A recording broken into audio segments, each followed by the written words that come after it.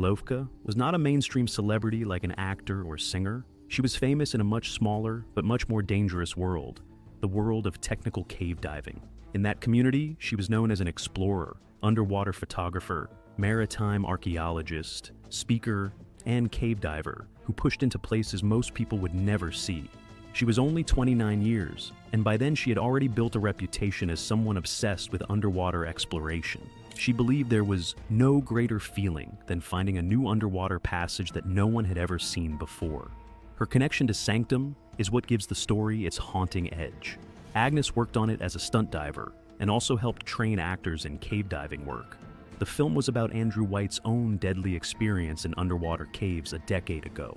Andrew carried that understanding into a long filmmaking career that brought him eventually to James Cameron, with whom he collaborated on deep-sea projects, 3D camera development, and the dive expeditions to the Titanic that produced Ghosts of the Abyss.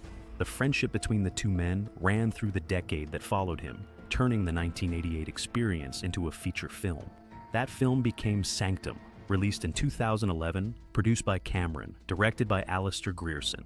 A cave diving thriller built around the premise of a team trapped underground when a storm floods their exit, which is precisely what happened to Andrew White and 15 other people on the Nullarbor Plain in December 1988. The Nullarbor Plain extends across the southern edge of Australia in a way that resists easy description, because it resists almost every quality that makes landscapes describable. There are no hills, no rivers, no trees that rise above the scrub.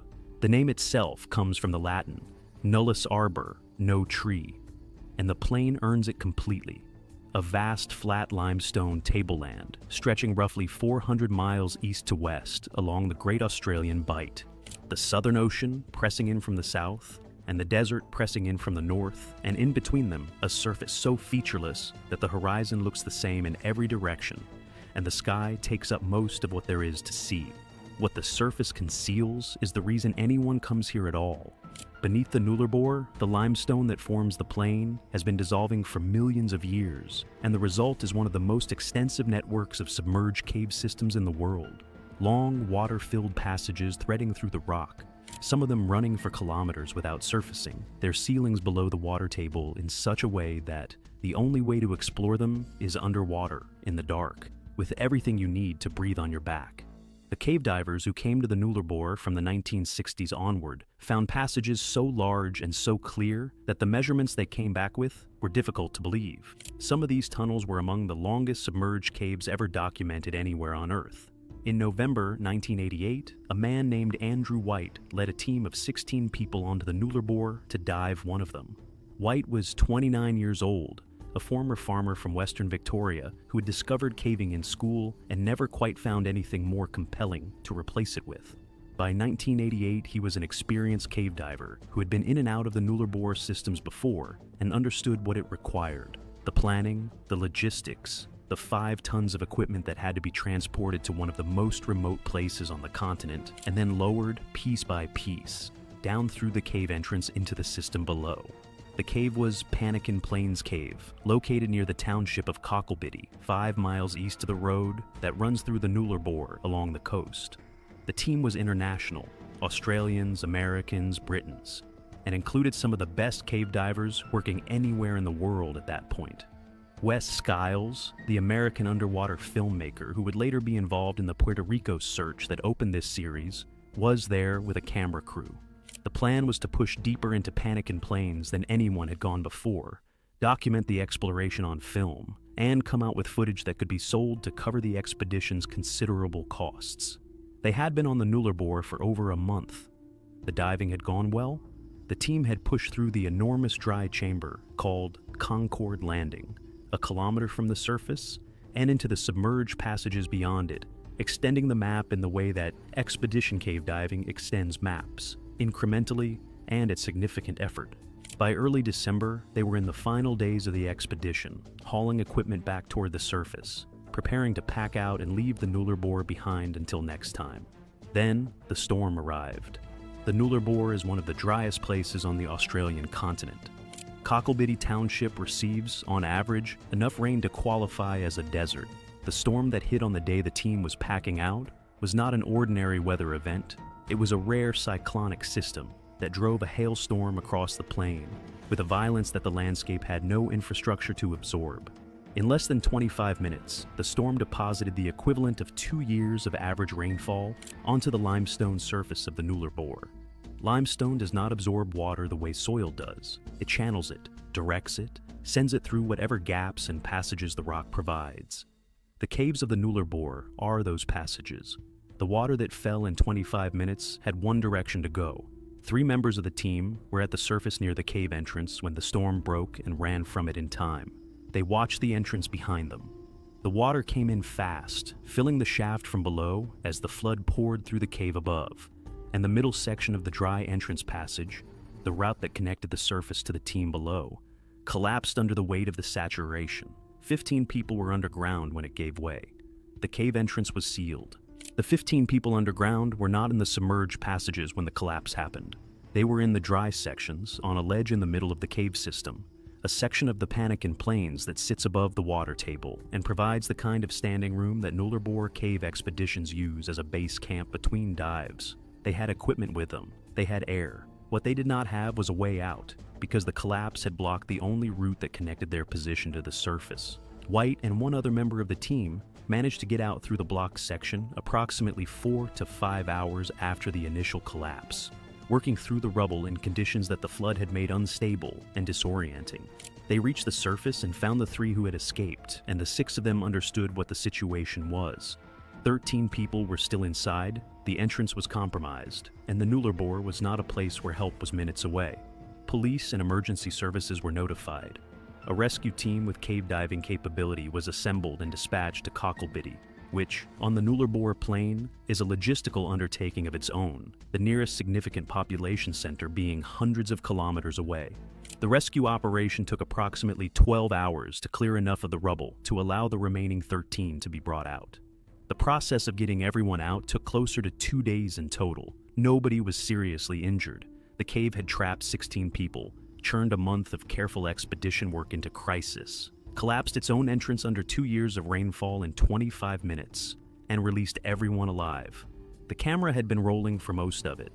Wes Skiles and his crew had come to the Nullarbor to document an exploration. What they captured instead was the collapse, the flooding, the scramble, and the long, difficult process of the rescue. A document of an emergency that unfolded in real time in front of people whose job it had been, up until the storm arrived, to film cave diving. The footage that came out of the Panikin Plains expedition was not the footage Andrew White had planned to sell to cover costs. It was something considerably more dramatic and considerably more real. And when it was edited into a documentary called Nullarbor Dreaming, it launched Andrew White's career as a filmmaker. He had gone into the Nullarbor as a cave diver with a camera crew.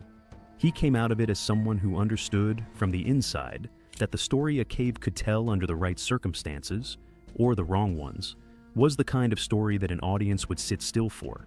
Andrew met James Cameron and had a conversation about turning the 1988 experience into a feature film. The film needed its underwater sequences to look real. It needed someone who could move through a submerged cave passage with the specific earned fluency of a person who had spent years in those systems.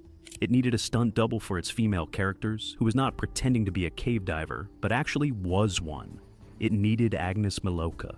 She spent months on the production of Sanctum, performing the sequences that depicted, with considerable accuracy, what it looks like when a cave diver runs out of air in a restricted passage and cannot find the exit. She performed those sequences. She understood exactly what they meant. The film was released in February 2011. Not long after the film's release, Agnes went through a caving nightmare in an actual underwater cave system.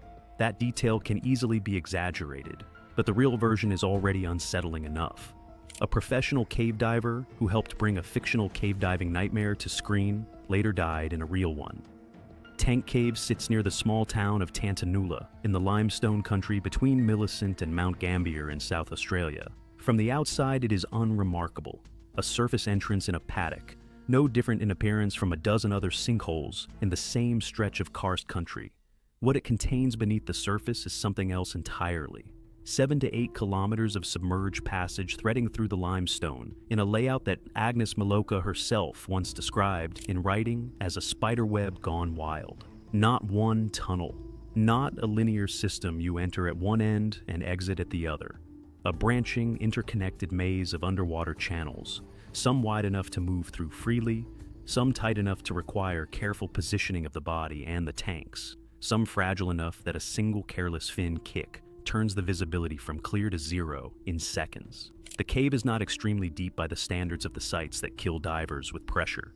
Its danger is different and in some ways harder to quantify. It comes from complexity, from navigation, from the accumulating cost of every wrong turn and every minute spent underground. Agnes knew this. She had written about it.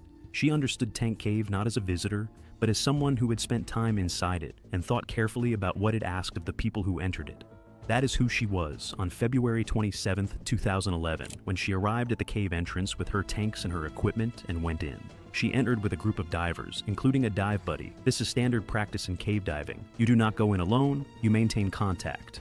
You know where your buddy is, and your buddy knows where you are, because the cave offers no margin for the kind of improvisation that open water allows. The surface is not above you. If something goes wrong, the only exit is the route back through the system, and the route back through the system requires knowing where the system is. They moved into Tank Cave, reading the guideline and monitoring gas consumption. Agnes had seen this cave before. She knew where the passages went, which sections tightened, where the spider web branched into choices that demanded attention. For a time, everything was normal. They were inside the system, moving through it, doing what they had come to do. And then, at some point deeper in the cave, Agnes went a different way. She moved away from her buddy and toward another section of the system. She went on a different tangent toward one of the cave's extremities. A different tangent is the language of cave diving navigation, which means passages that lead away from the main line into sections that fewer divers have entered. As she went toward the edge of the known system, her buddy stayed at the same place and did not follow. Whether they communicated before the separation, whether the intention was to rejoin on the way out, whether it was a planned solo excursion into a restriction, none of that is on the record. What is on the record is that she went, and her buddy did not see her again. 600 meters from the entrance of Tank Cave, in the direction of the extremities, in the direction Agnes had gone, there is a section of the system where the passages tighten and branch, and the navigation demands the kind of focus that even experienced divers feel the weight of. 600 meters in an underwater cave is not like 600 meters on land. On land, it is a short walk, flat ground, 2 minutes at a comfortable pace. In a submerged cave, it is passage after passage of darkness, each one requiring a decision. Each decision costing time, and time in a cave costs the one resource that has a hard limit. At some point in those passages, Agnes was alone. The guideline was somewhere behind her, or should have been.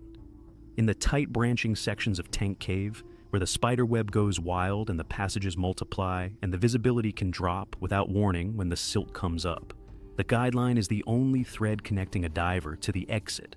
Lose it, or take the wrong branch away from it.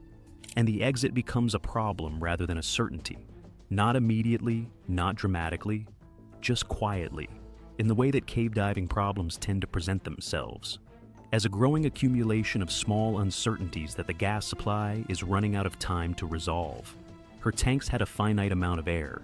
Every minute she spent in those passages consumed a portion of it. Every wrong turn consumed more. Every tight restriction required careful, slow movement that cost gas at the rate slow movement always costs it.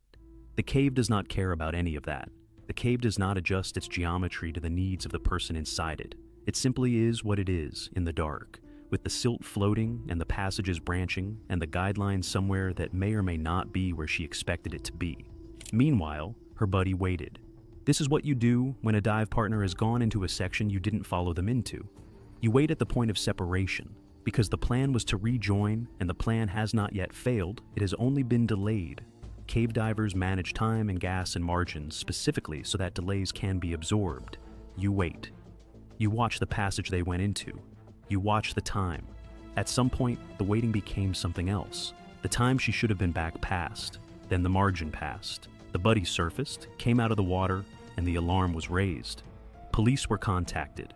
The Cave Diving Association of Australia was brought in to help plan what came next, because what came next required people who understood not just that a diver was missing, but the specific geometry of the system she was missing in. The passages, the branches, the restrictions, the distances, the places where a recovery diver could go, and the places where going would cost a second life. Even the act of locating Agnes required technical cave diving. Even the act of reaching her, once located, required clearing rocks from a restricted section of the route before recovery divers could pass through. The search took days. She was found approximately 600 meters from the entrance in the section of the cave toward the extremities where she had gone. They brought her out. She was 29 years old. It was said that she ran out of air inside Tank Cave on February 27, 2011. The question that the cave diving community returned to in the months after her death, and has never fully resolved because it cannot be fully resolved, is what the final sequence looked like inside those passages. The honest answer is that it is not fully known. What the evidence suggests is a chain that is simple and merciless in equal measure: separation, navigation difficulty, and gas depletion. Not one catastrophic failure. Just the quiet stacking of small problems in a place that gives no room for them to stack without consequence. The haunting reality is, a few months ago, she had spent weeks on a film set, performing the exact sequences you just watched unfold. A diver, separated, running out of air, unable to find the exit. She performed those scenes for Sanctum. The movie was released in cinemas in February 2011. Sanctum wasn't fiction that someone invented at a desk. It was based on something that actually happened to a real team in a real cave on the Nullarbor Plain in 1988. 15 people trapped underground, one storm, one collapsed entrance, and a camera that was rolling the entire time. That is the story that started all of this.